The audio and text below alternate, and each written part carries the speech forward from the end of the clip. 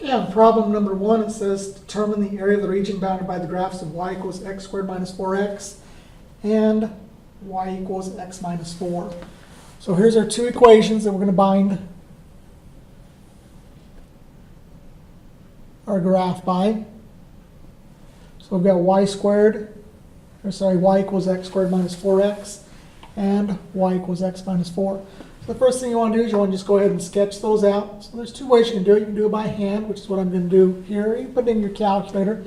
So I factor this x squared minus 4x. So I take the x, put it out front. And so I get x times x minus 4.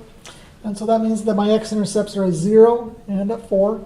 So I come over here to my graph. I put my x-intercepts at 0 and at 4. And I know that this shape is a parabola. And since it is positive, it's going to be opening upward. So I go ahead and draw this in. So here's my parabola. Okay, now the next thing I'm going to do is I'm going to go ahead and sketch the graph of y equals x minus 4. So reminder, this is my y-intercept at negative 4. So I come over here to negative 4. Put my dot there.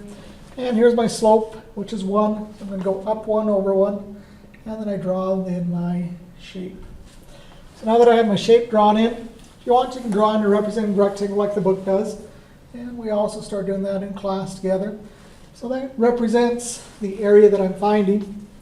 So the next thing I need to do is I need to go ahead and find these points of intersection right here. So this point and this point. So to find my points of intersection, I'm going to take my two equations and set them equal to each other. So here's my two equations. X squared minus 4x all equals x minus 4. And I'm going to go ahead and solve that. So I bring the x over, so I subtract x, I get negative 5x. I'm going to bring my 4 over, I get positive 4. And here's my equation of my intersection points. So I factor this, so x squared minus 5x plus 4 is going to factor to x minus 4 times x minus 1. That means the points of intersection are at 4 and at 1. So those 2 points of intersection, 4 and 1. So as I look back here at my graph, so here's my intersection point right here at x equals 1. And here's my other intersection point at x equals 4. Now if you want, you can go ahead and find the y values that correlate to that. It doesn't really matter if you do or not because it's already set up. But if you want to substitute that in, you'll get your y all equals negative 3. And then when I substitute in this right here, I get y equals 0. So those are my points of intersection. But notice when I actually do set this up, I'm just going from this point and this point in the x direction. So I'm going from 1 to 4. And then remember, it's always top equation, subtract the bottom. So it's taking my top equation, where my top equation was my line, x minus 4. I'm going to subtract my bottom equation, which was my parabola, that's x squared minus 4x.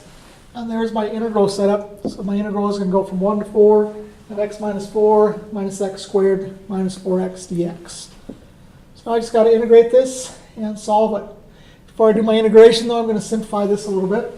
So you're going to notice that here's my x minus a minus 4x is going to give me 5x. Here's my minus 4. And then I still have my x squared, and that negative applies to it, so that is minus x squared dx.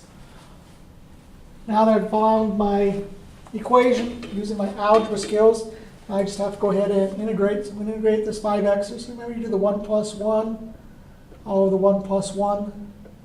And when I do that, I get my 5x squared all over 2.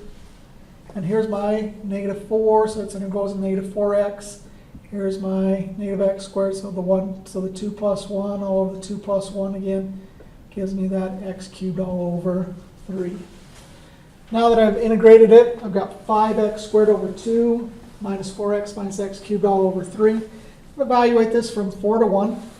So as I'm evaluating this, scroll this up here just a little bit. Remember that 4 and that 1 becomes f of 4 minus f of 1. Substituting in my 4, replacing my x, I end up with 5 times 4 squared all over 2, minus 4 times 4, minus 4 cubed all over 3. So 5 times 4 squared, so 4 squared is going to be 16. 16 divided by 2 is 8. 8 times 5 is going to be 40. And here's my 4 times 4, which is going to be 16. And then 4 cubed is 64 thirds. And I'm going to subtract. And over here I've got my f of 1. So substituting in my 1 in my equation. So I get 5 times 1 squared all over 2 minus 4 times 1 minus 1 cubed all over 1. So now I got to solve this side. So I got 5 times 1 squared all over 2 is 5 halves. 4 times 1 is 4, so minus 4. 1 cubed all over 3 is going to be 1/3. So now that I've done that, just got to go ahead and solve this. So I got 40 minus 16. So taking 40 minus 16 is going to give you that 24. So I've got 24 minus 16 thirds minus 5 halves minus 4 minus 1/3. So when you simplify that down, you can put it directly into your calculator if you want to. And that might just be the easiest thing to do. So we'll just type this into your calculator and find that answer. So typing this into your calculator.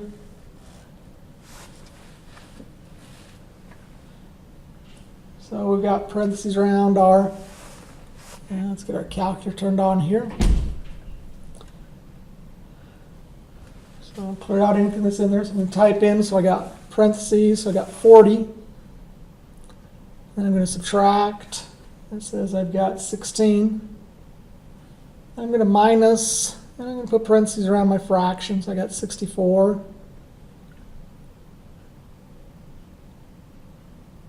Thirds. So remember, anytime you put fractions in your calculator, put parentheses around it.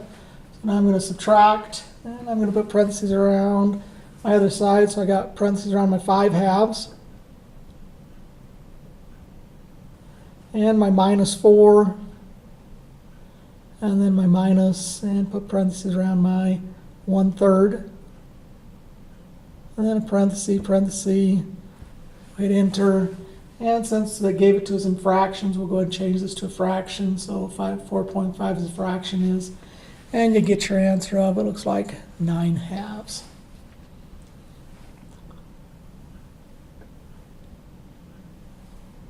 So here's your answer right here of 9 halves.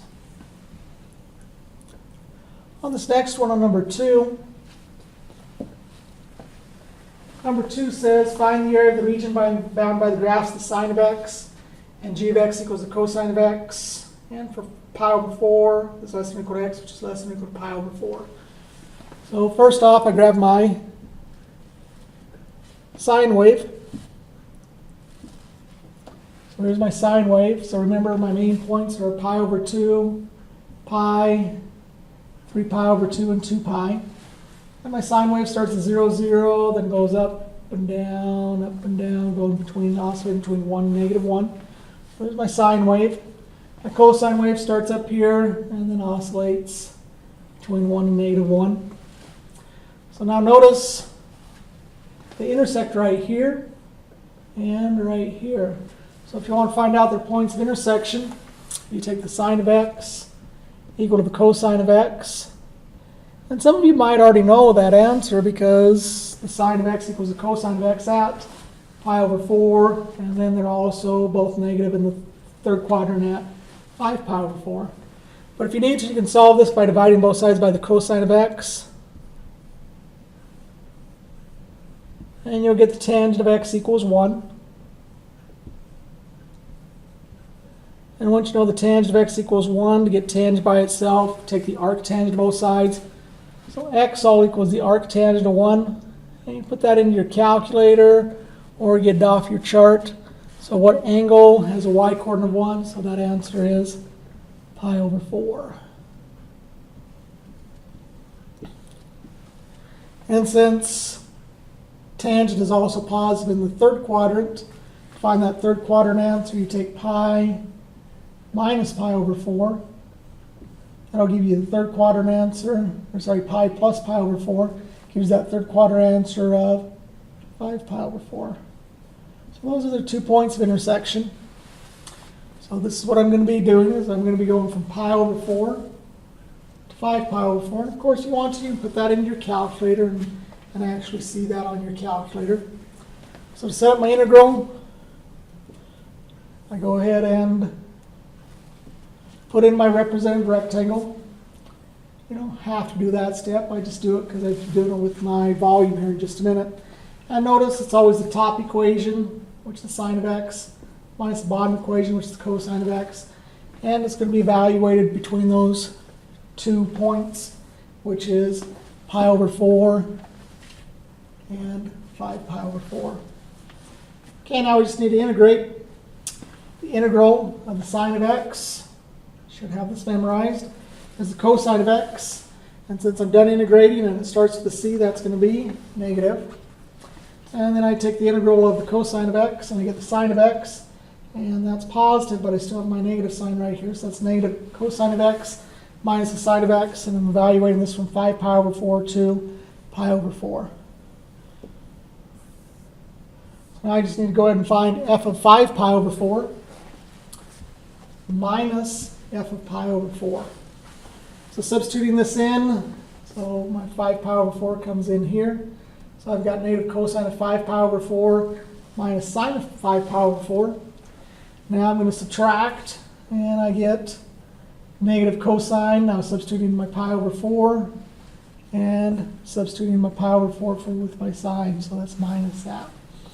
Okay, now I just have to go to my formulas, my formula sheet, and actually solve this.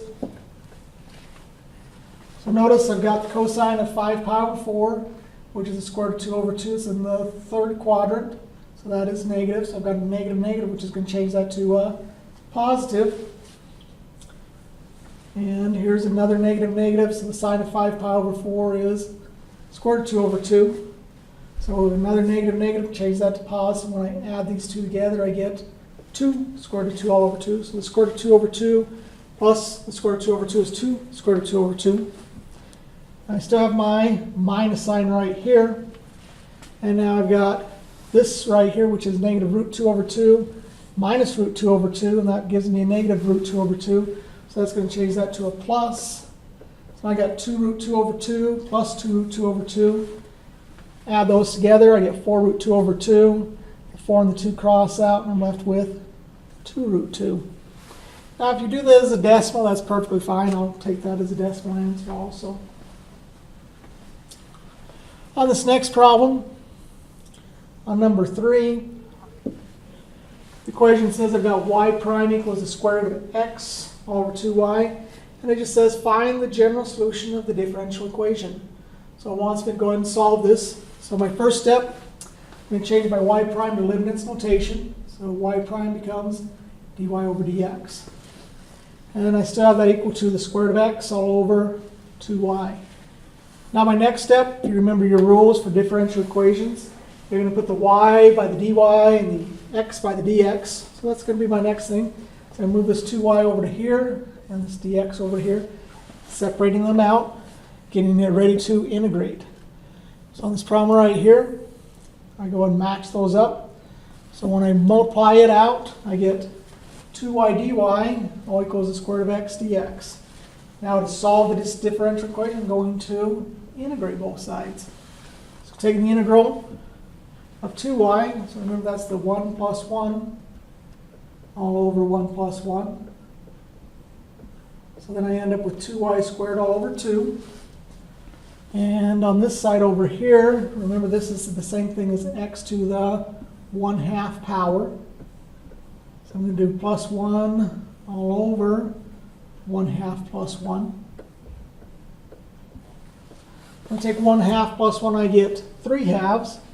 And 1/2 plus 1 is 3/2, but when I flip it, come up top, it becomes 2/3. So here's my answer to my differential equation. 2y squared all over 2 equals 2/3 x to 3/2 plus c. Now I'm going to simplify down just a little bit. So when I simplify this down, notice the first thing I do, I go ahead and cross out my 2's. And I end up with y squared all equals 2/3 x 3/2 plus c. You can leave it like that if you want to. Or if you want to multiply by 3, you'll get 3y squared all equals 2x to 3/2 plus c.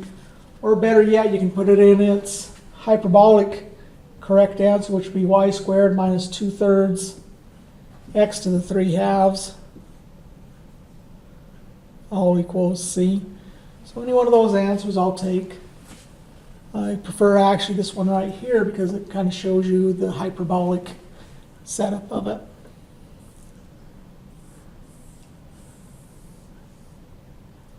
Okay, on number 4, it says we got y equals e to the x, y equals 0, x equals 0, and x equals 1. And it says find the volume of the solid form by revolving the region bound by the graphs. And it lists those graphs again, y equals e to the x, y equals 0, x equals 0, and x equals 1. We're going to revolve it about the x-axis. So we want to go ahead and draw it out first. So the very first thing I'm going to do is I'm going to draw this one. So I got y equals e to the x. So you remember, right? That y equals e to the x, that's the basic shape of 0 and 1.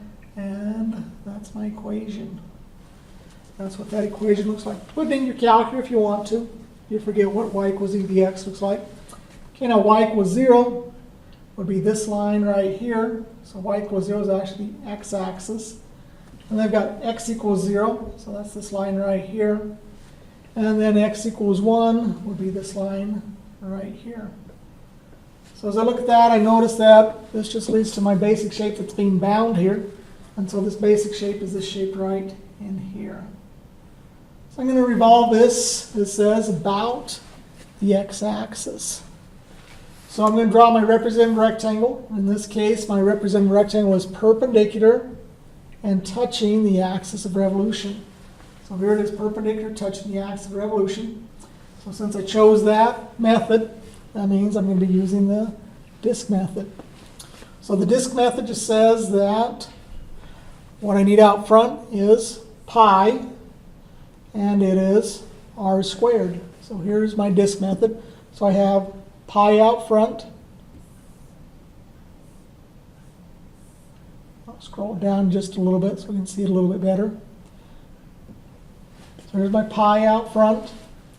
And remember, the radius is just this top minus the bottom. So top minus bottom.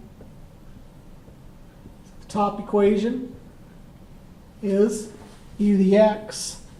And the bottom would be 0. So that's why I just have e to the x here. So that's e to the x 0. And remember, this disk method is the pi r squared method. So that means that I'm going to take this radius and square it. So this gives me when I multiply the x and the 2 together, it gives me the equation of e to the 2x. And notice I'm going to go from here to here, so that is from 0 to 1. So that is my boundaries from 0 to 1. Okay, now that I've done that, the integral of e to the u, I have to check for the e to the u prime pattern. So I have to check to see if I have e to the u prime. If I have e to the u prime, then my answer is e to the u. So that's my next thing that I do. I'm going to check for that pattern. So to check for that pattern, you don't have to do this. A lot of times you can just do it mentally, but I'm going to let u equal my exponent. So u prime is going to be 2 dx.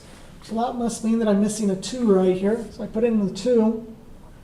Now to offset that 2, I need that 1/2 out front. So now I've got 1/2 pi of the integral from 0 to 1 of 2e to the 2x. So if I have e to the u prime, my answer is just going to be e to the u. So doing the e to the u prime pattern, so I have the answer of e to the u. So here's my integral. So this just became, so I had e to the u prime, so my answer was just e to the u. So that's e to the 2x. I'm going to evaluate this from 1 to 0. And then when I'm done, I'm going to multiply it by 1/2 pi. So I'm going to find f of 1 minus f of 0, and then multiply by 1/2 pi. So when I substitute in a 1, I get e squared. When I substitute in a 0, I get e to the 0. So I got 1/2 pi times e squared minus e to the 0. So you just take this and put it into your calculator, and when you do, you'll get the answer of 10.035.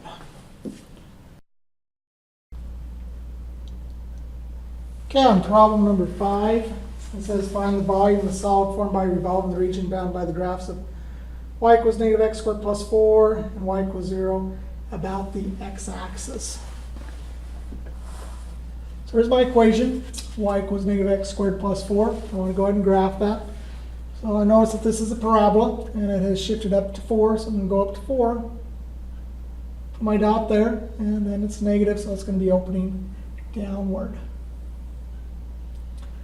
Now the next equation I've got is y equals 0, so that would be the x-axis, would be at y equals 0.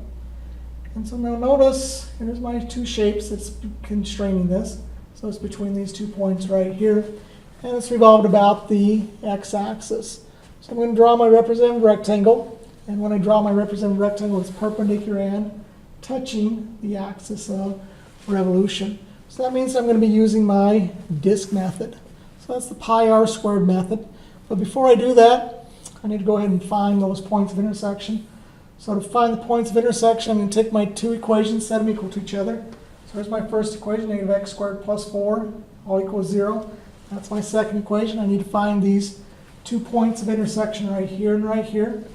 So now solving this, I'm going to move that 4 on over to the other side. So I get negative x squared is going to equal negative 4. Then I divide both sides by negative 1. I get x squared equals 4. I take the square root of both sides, and I get x equals plus minus 2. So those are my points of intersection on my graph at plus or minus 2. So here's my shape again. So I've got negative 2 and positive 2. And this is the shape that I'm looking at, and it's going to be revolved about the x-axis. Here's my representative rectangle. So this is the disk method, and remember the disk method follows pi r squared. So the pi is going to go out front. Here's my 2 points of my boundaries. I'm going to go from negative 2 to 2. And then remember it's the top equation, and that's going to be minus the bottom equation. And that's the radius, and that's all going to be squared. So here's my top equation. So that is negative x squared plus 4. Here's my bottom equation, which is at 0. So I'm going to subtract those two and square them. Here's my integral then. So I've got this integral from negative 2 to 2. Got my pi. Here's my top equation minus my bottom equation. And when I do that, I just end up with this equation right here of negative x squared plus 4 squared. Doing my algebra, I'm going to go ahead and square this out. So negative x squared times negative x squared gives me x to the 4th. My outside is negative x squared times 4, which is negative 4x squared. My insides will give me the exact same thing, negative 4x squared and negative 4x squared. So outsides and insides come together to be negative 8x squared. And then my last, I'm going to go ahead and square my 4, which is 16. So now I'm going to integrate this. So integrating my equation here. So following my laws of integration, I've got, first off, I've got x to the 4th, so that's 4 plus 1 all over 4 plus 1. So when I do that 4 plus 1 over 4 plus 1, I get x to the 5th all over 5. So now this is 2 plus 1 all over 2 plus 1. And when I take 2 plus 1, I get 3. And that's all over 2 plus 1, which is 3. So that's minus 8x cubed all over 3. And then I integrate the 16, and I just get 16x. Now that I've integrated it, I'm going to go ahead and find this from this point right here, which is at 2 to negative 2. So I'm going to find f of 2 minus f of negative 2. So substituting those numbers in to my x values right here. So here's my 2 to the 5th over 5 minus 8 times 2 to the 3rd over 3 plus 16 times 2. So substituting in that 2. I'm going to find f of negative 2, substituting in the exact same way. So I get negative 2 to the 5th all over 5 minus 8 times negative 2 to the 3rd all over 3. And then that's plus 16 times negative 2. So when you put that into your calculator and simplify it down, that answer is going to come out to be, and they put the pi in there, so it comes out to be about 107.23. On problem number 6, there's a differential equation. My differential equation says find the general solution of the differential equation of y prime all equals x times 1 plus y. Take your y prime, change it to Leibniz notation, so my y prime becomes dy over dx. I still have my equation x times 1 plus y. I'll go ahead and put the x's by each other and the y's by each other. Now when I do that, and I separate this out, I end up with 1 plus y dy, and I get x dx. Now to go ahead and find this answer, I'm going to integrate both sides. So find the integral of 1 plus y and the integral of x dx. So when I do that, I end up with the ln of 1 plus y. And when I integrate this side over here, I get 1 plus 1 all over 1 plus 1. And I get x squared all over 2 plus c. So if you want to, you can stop right there. That technically is the solution to that differential equation.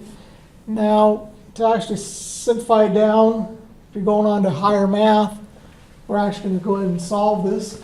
So I e both sides. And when I do that, that crosses out, and I get 1 plus y all equals e to the x over 2 plus c. When I separate that out and simplify it further, so notice that when I simplify this side out right here, this becomes e to the x over 2 times e to the c. I'm just breaking apart that fraction. And that e to the c becomes my c out front. Then I end up with 1 plus y all equals c e to the x over 2. When I subtract the 1, I get y equals c e to the x over 2 minus 1. And that's the formula you'll have to put it in when you get into your differentials class. And if you're not planning on going into higher math, you can just leave it after you've actually gone ahead and integrated both sides. So you can all accept this other answer too. This ln of 1 plus y all equals x over 2, or x squared over 2 plus c.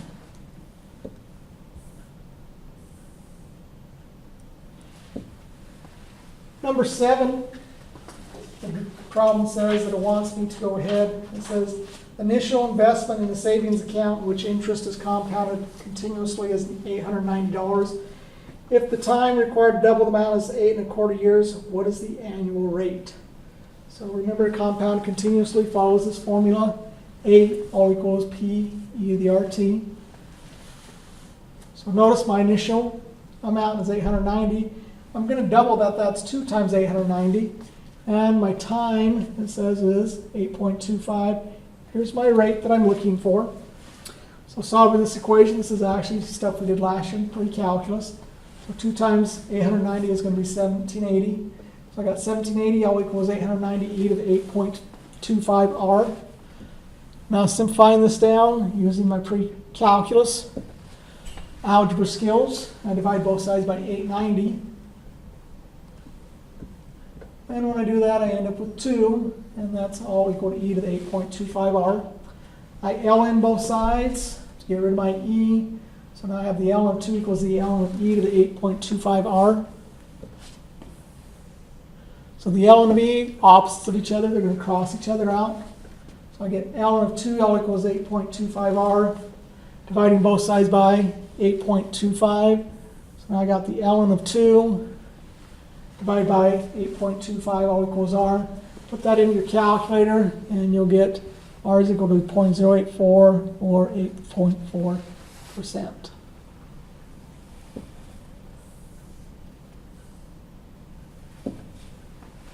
On this next problem, it says the isotope 14C has a half-life of 5,715 years. Given an initial amount of 13 grams of the isotope, how many grams will remain after 2,000 years? After 20,000 years, round your answer to 4 decimal places. So here's my formula. The y equals c e to the kt. Notice it's the exact same formula as a equals p e to the rt. So k is your rate, c is going to be your initial amount. Well, they gave me my initial amount. It says that it has an initial amount of 13 grams. So I put in 13. Now I just have to figure out what the rate is. Well, the rate is a half-life. And remember, we talked about this in class together. So all we have to do is take the ln of 1/2 divided by the half-life. And we looked at that pattern before, so that's the ln of 1/2 over 5,715. So here's my formula. So it wants me to leave it there for 2,000 years. So we got 13e to the ln of 1/2 divided by 5,715 times 2,000. And when you put that into your calculator, you'll get 10.2 grams. Now, go ahead and do the exact same thing with 20,000 years. So in 20,000 years, so here's your initial amount again, 13. Here's your rate, the ln of 1/2 divided by 5,715. And we're leaving it in there for 20,000 years. Put that into your calculator, and you'll get 1.15 grams.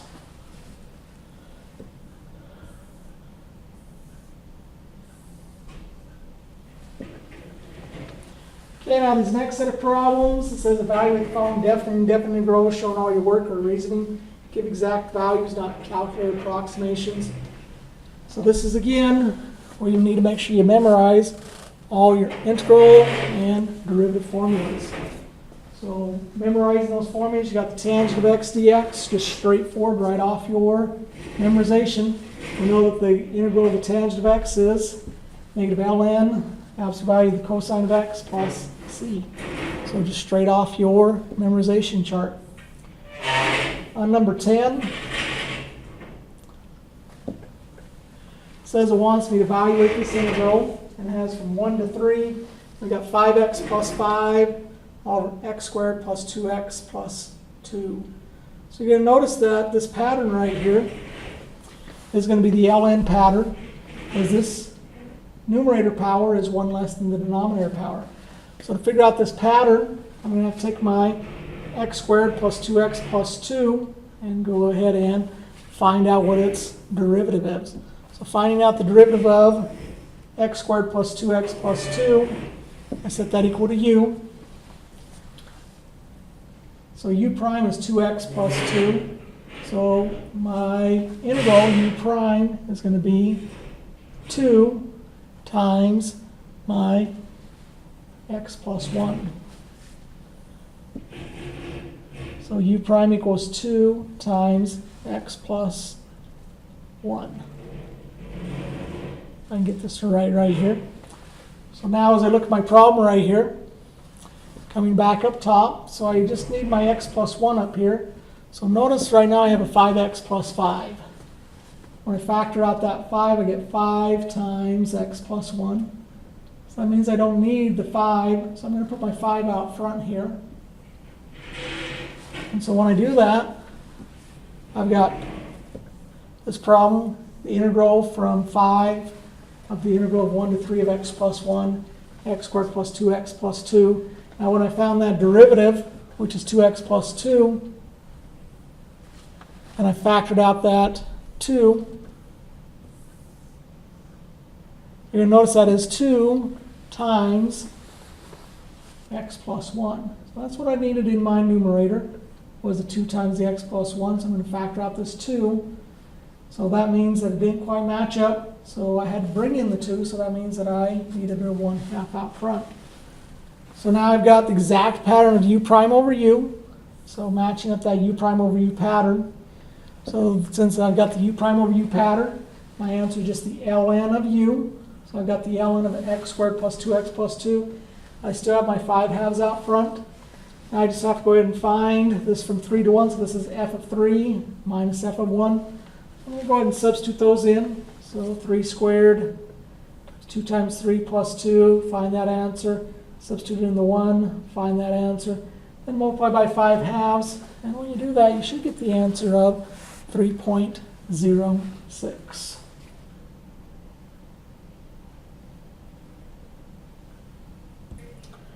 Okay, as I look at problem number 11, it says I'm going to find the integral from 0 to pi over 2 of e to the 1 minus sine of x cosine of x dx.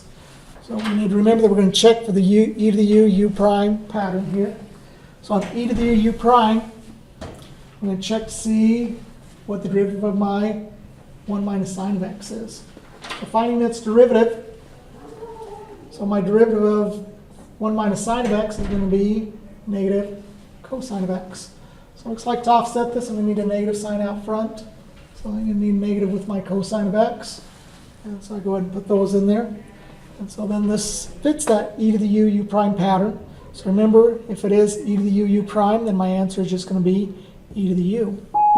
So scrolling down here to my integral. So here I have my integral from 0 to pi over 2 e to the 1 minus sine of x, and that's going to be negative cosine of x dx. So that means that my negative sign carries on down to e to the 1 minus sine of x, and I'm going to go ahead and find that value at f of pi over 2 minus f of 0.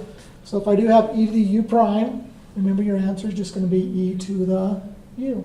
I still have my negative out front. So I'm going to go ahead and find this. So scrolling on up here, I'm going to go ahead and find f of pi over 2. So when I do put that into my calculator, so I'm going to have e. So go ahead and take your calculators. And let me go ahead and turn this off here. So I've got my calculator. And I'm going to hit my E key. And I'm going to take this to the 1 minus my sine of pi over 2.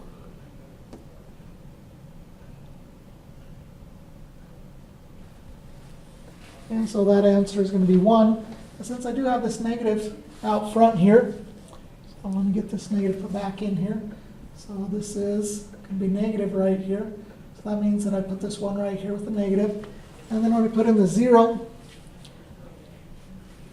you're going to notice that actually I don't need my calculator to solve this problem, because I know that if I take this f to the 0 right here and substitute it in for my sine of x, well, of course the sine of 0 is just going to be 0, and so that's just going to be e to the first. So now it's just e to the first minus 1, so I can put that in my calculator, or I can just remember that e, of course, is just 2.7182. And subtract 1, and that's going to give me my answer of 1.7182. Okay, on my next problem here, on number 12, it says I've got the integral from e to e to the third, 1 over x times the ln of x squared. So I'll be able to recognize this and see if I have my ln pattern here. I'm going to rewrite this. So this ln of x squared, I'm just going to rewrite this as the ln of x. The negative 2 times 1 over x dx. So this is a u substitution problem. So I'm going to go ahead and let u equal my equation that is inside of my parentheses. So I got u equals 1 over x, or sorry, the ln of x. And then, of course, the derivative of the ln is going to be 1 over x dx. So notice this does fit the pattern for my u substitution. So I'm going to go ahead and substitute in my u into my equation, solve it, and then resubstitute it again. So here I've substituted in my u in place of the ln of x. So I'm just going to go ahead and take its integral. So this is negative 2 plus 1. And this is going to be all over negative 2 plus 1. And so that gives me u to the negative 1 divided by negative 1. And so now I'm just going to go ahead and switch this around. So this u to the negative 1 goes to the bottom. And then this negative 1 just stays the same. So now I've got this negative 1. I'll just write it over here all over u. And now we said that u is equal to the ln of x. So now this becomes the negative 1 over the ln of x. We evaluate this from e to the third and e. So now substituting in e to the third. So f of e to the third. Scroll on down here. So here I've got e to the third. So then this becomes my e to the third. So the ln of e crosses out. So I've got, that's going to be my negative 1/3. When I substitute in e to the third, I just cross this out. And there's a minus sign out front of here. Well, we'll change that since I put that in as a positive right there. So let me go and erase this. So we're just going to take that with us. So minus, and then substituting in our e, so that's going to be minus a minus 1. And that becomes a plus 1. So then I got negative 1/3 plus 1. So that gives me my answer of 2/3. On number 13, I've got the integral of x squared cosine of x to the third dx. So now I just need to go ahead and test this to see if I'm missing anything. So I take my x to the third. I'm going to go ahead and find its derivative. So my derivative of x to the third is going to be 3x squared. So that tells me that I'm missing my 3. So we need a 3 here. And to offset that, I'm going to put a 1/3 out front. So putting that 1/3 out front now matches my pattern. So I've got 1/3 3x squared cosine of x cubed. So now since it matches the pattern, we know that the derivative of cosine is just going to be sine x cubed. And so this is your u prime pattern. So 1/3 goes out front. Okay, on number 14, it says we have the limit as x approaches 0 of e to the x squared minus 1 all over 2x squared. So on this problem right here, we're going to use L'Hopital's rule. So first off, we're just going to substitute in the 0. And when we substitute in the 0, we'll get e to the 0 squared minus 1 all over 2 times 0 squared.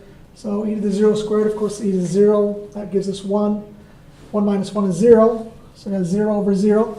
So we're going to use L'Hopital's rule. So remember, don't mix up L'Hopital's rule with your quotient rule. L'Hopital's rule just says take the derivative of the numerator and the derivative of the denominator. So taking the derivative of that numerator, so let's scroll back up here. Take a look at this. Right here it says that we have e to the x squared. So remember, you can take the derivative of this. Remember the derivative of that is e to the u prime. So e to the u would be e to the x squared. Here's my u, so u prime would be 2x. Of course, the derivative of 1 is going to be 0. And the derivative of this 2x squared is going to be 4x. So scrolling on up here, here's my derivative of my numerator. So 2x e to the x squared over 4x. Again, substituting in that 0 in here and in here. We end up again with 0 over 0. And you can do L'Hopital's rule as many times as you want to. So now we need to go ahead and find the derivative of the numerator and the derivative of the denominator. Well, looking at this numerator here, remember that this numerator is an equation times an equation. So we take the derivative of the first equation, which is 2. We have the second one the same. Then comes my plus sign. I'm going to leave my first equation the same. And here's the derivative of my second equation. So I've got 2 times e to the x squared plus, now I'll leave my first equation the same, that's 2x. And then that's e to the u prime again. Okay, and now remember that the derivative of 4x is just going to be 4. Now substituting in my 0 again. So substituting in this 0. So substituting 0 here, 0 here, and 0. Well, there's no x there, so that's just going to stay at a 4. So now substituting that all in. So e to the 0 is going to be 1. 2 times 1 is 2. And then notice this is 2x times 0, so that becomes 0. So that's 2 plus 0. And then that's all over the denominator, which is 4. So now that gives me 2 plus 0, which is 2. 2 divided by 4 is going to be my answer of 1/2.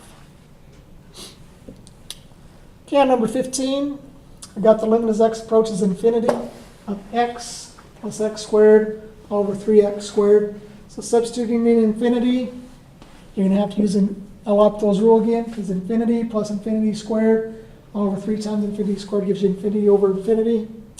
So using the L'Hopital's rule, you take the derivative of the numerator. So the derivative of x is 1.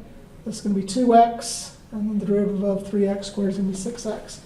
When you do substitute infinity in again, you get the same thing, infinity over infinity. So I'm going to repeat our process again. So repeating that same process. So I'm going to take the derivative of the numerator. So here's my derivative of 1 is 0. 2x is just going to be 2. 6x is going to be 6.